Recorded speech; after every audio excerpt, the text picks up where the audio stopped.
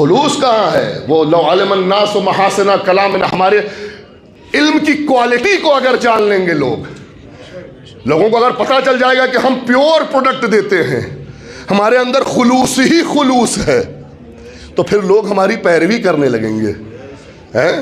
अगर लोगों को पता चल जाएगा कि अच्छा खाना यहाँ से मिलता है तो क्या लोग नहीं लेंगे? अगर लोगों को पता चल जाएगा सही इल्म यहाँ से मिलता है तो कहाँ जाएंगे? फिर इनके उनके दरवाजे क्यों जाएंगे? तो हमारी जिम्मेदारी है कि हम उलूम आले मोहम्मद को लोगों तक पहुँचाएं। दो चीज़ें हैं, हमारी जिम्मेदारी है कि हम पहुँचाएं और आपकी जिम्मेदारी है कि आप पहुँचवाएं। हाँ, आपकी जिम्मेदारी है कि आप पहुँचवाएं। आप अपने खतीब को मौजू दें, बहुत आसान है। महफिल हुई, दो महफिल हुई अभी, अल्लाह ने इस शरफ से महरूम रखा, मैं हाजिर नहीं हो सका वरना शायद कलाम भी पेश करता। इमाम सज्जाद अलैहिस्सलातु वस्सलाम की महफिल हुई।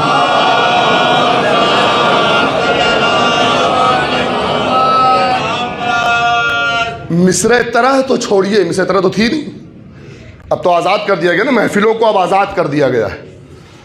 मौलाना तरह की महफिल में मज़ा नहीं आता। अच्छा, मज़ा काहे में है? मज़ा काहे में है? मज़ा नारा हैदरी, नारा खैबरी, जज़ाकल्लाह जज़ाकल्लाह जज़ाकल्लाह, जब दोनों हाथ से मजमा खड़ा होकर दाद देने लगता है, कहते ये मज़ा है ना? मज़ा यही है ना? नहीं, मजलिसों का भी यही है साहब। सलवात पढ़िए मिलके मोहम्मद व आले मोहम्मद।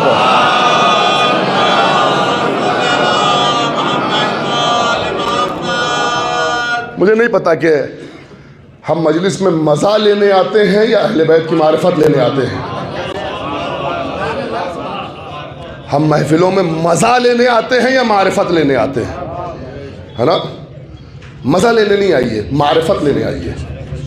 हाँ, मज़े की जगह थोड़ी है ये।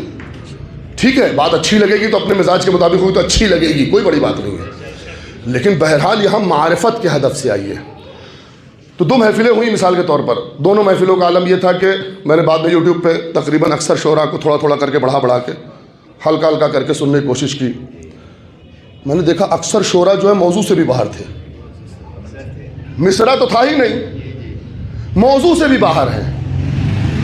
महफिल इमाम सज्जाद की होनी है, तज़किरा जो है हुरमुला के तीर का हो रहा है, जनाब असगर के गले का हो रहा है?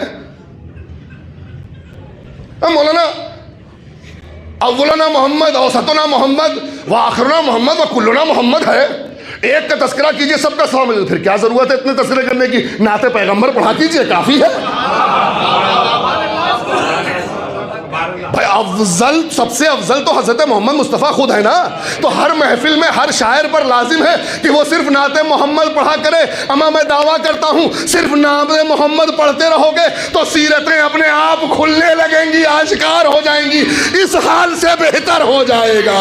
सलवात बर मोहम्मद वाले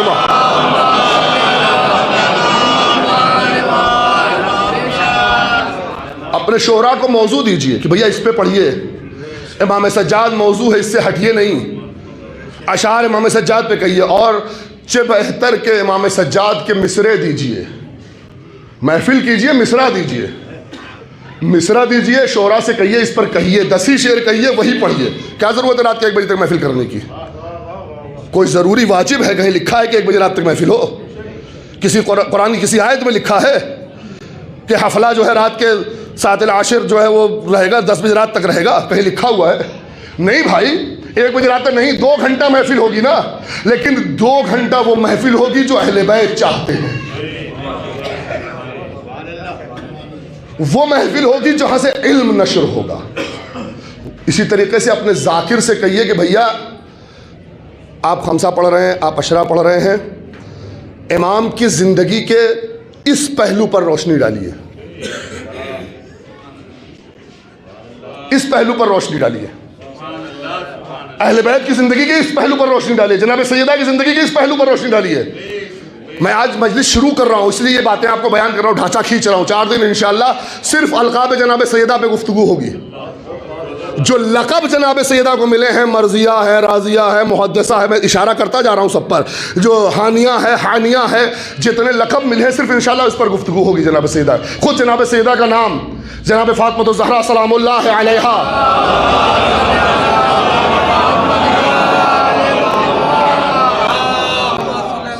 कौन पेश करेगा इन पहलुओं को? रोज अय्याम फातिमिया की मजलिसें हो रही हैं और ये ज़माना है पूरा 10-12 दिन, कहीं कहीं तो पूरा पूरा एक महीना। कितने अलकाबात आपको याद हुए? वो लक़ब क्यों मिला? उम्मे अबीहा का लक़ब क्यों मिला? कहां पे मिला? कितनी साल की थी जनाब सैयदा जब उम्मे अबीहा का लक़ब मिला? बताइए, है कोई इस मजमे में जवान जो खड़ा होकर बता दे कि जनाब सैयदा इतने साल की थी जब उम्मे अबीहा का लक़ब मिला?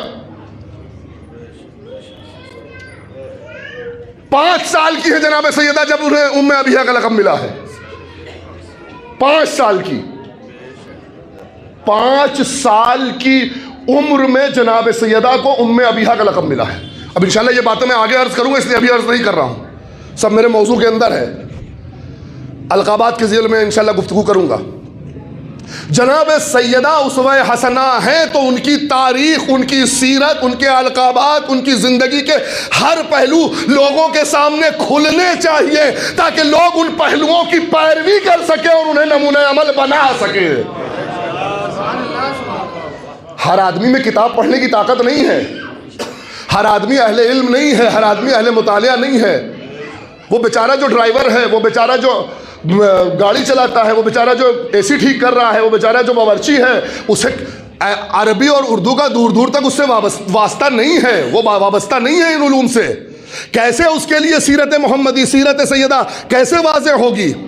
ये खतीब की जिम्मेदारी है। ये पढ़वाएं से आया ही बात यहाँ तक, आपकी जिम्मेदारी है कि आप खतीब से कहिए, खतीब साहब इधर उधर की बातें पढ़ने से बेहतर है अहले बैत के औसाफ पर रोशनी डालिए ताकि हम उनके पैरोकार हो सके। सलावत बर मोहम्मद वाले।